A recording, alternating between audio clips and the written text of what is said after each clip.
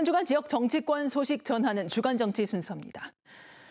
조국 혁신당이 TK에서 광폭 행보를 이어가고 있습니다. 다음 달 첫 전당대회를 앞두고 전국 정당을 위한 지지세 확보에 착수한 건데요. 신생 정당임에도 지역과 밀접한 이슈로 과감한 공략에 나서는 모양새입니다. 대구 전세 사기 피해 희생자가 살던 집 앞에 헌화하는 조국 혁신당 조국 대표. 22대 원내정당 대표 가운데 대구 희생자의 자택을 찾은 건 조 대표가 처음이었습니다. 벌써 8명의 전세 사기 피해자들이 돌아가셨다. 크나큰 비극이자 사회적 재난이라며 피해자들을 위로했는데요. 전세 사기 특별법 개정안 통과를 촉구하면서 정부의 안일한 태도를 비판했습니다. 진보 보수의 문제가 아니지 않습니까? 피해자들의 가슴에 또 비수를 꽂은 국토부 박상우 장관도 다시 한번 100배 사죄하십시오. 전세를 얻은 젊은 분들이 경험이 없다 보니 덜렁덜렁 계약했던 부분이 있지 않을까 싶다. 이게 무슨 소리입니까? 이어 대구 당원 간담회에서는 박정희 동상 건립을 포함한 대구 현안에 대해 홍준표 시장과 의견을 나누겠다고 밝혔습니다. 또 대구의 힘으로 당이 더 단단해졌다며 12척의 쇄빙선을 힘껏 밀어달라고 호소했습니다. 앞서 조 대표는 라인 사태가 본격 불거진 지난 13일 독도를 찾아 윤석열 정부의 대일 외교를 굴종이라며 강하게 비판하기도 했죠. 조국 혁신당은 지난 총선 대구와 경북에서 각각 11.8, 11.69%씩을 득표했습니다. 정당 득표율 3위로 2위인 더불어민주연합과의 차이는 2%포인트씩밖에 나지 않았습니다.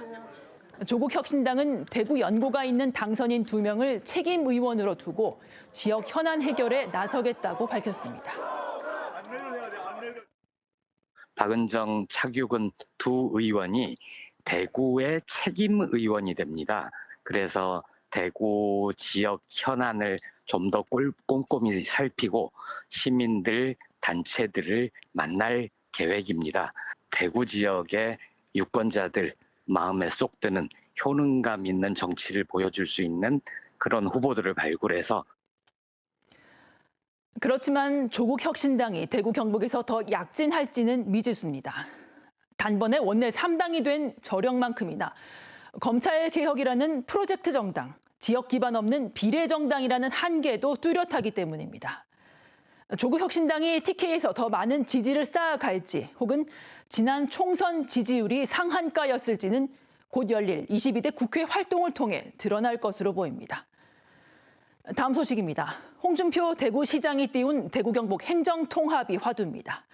홍 시장은 지난주 첫 제안에서 중국 청두시를 다녀와 보니 대구 경북도 합치는 게 좋겠다고 생각했다 했는데 이미 3년 전 당시 대선 경선 후보로서 발표한 공약의 하나였습니다. 홍준표 국민의힘 대선 경선 후보의 7대 정치 대개혁 공약 발표 자리.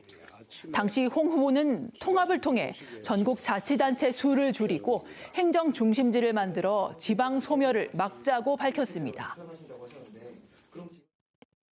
전국 행정구역을 40개 내외의 자치단체로 재편하겠습니다. 현행 중앙광역 기초의 3단계 행정조직체계를 중앙과 지방의 2단계 행정체제로 대폭 개편하도록 하겠습니다. 대선 경선에서 탈락하며 이루지 못한 이 공약을 3년이 지나 대구광역시장 신분으로 다시 제안한 건데요.